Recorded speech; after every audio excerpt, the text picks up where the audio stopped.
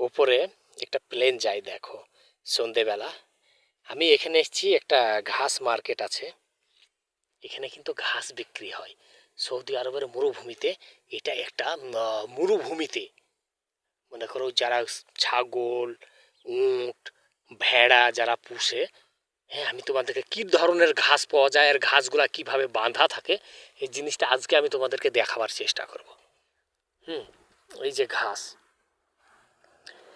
তোমরা দেখো, একাধ বান্ডিল তুমি বিশ্বাস যদি না করো, তা তুমি দেখো এক একটা বান্ডিল 30 কেজি 40 কেজি করে ওজন থাকে। আর বাঁধা কিভাবে থাকে জানো? দেখো তার তার দেখেছো, এই দেখো দুটে তার, এই একটা বান্ডিলটা দেখো কত বড়। দেখো এক বান্ডিল ঘাস 30 কেজি 40 কেজি 35 কেজি ওজন। এখান থেকে ঘাস নিয়ে যায় যারা উটে কাজ করে, ছাগলে কাজ করে যারা, তারা এখান থেকে নিয়ে যায়, এখানে বিক্রি হয়।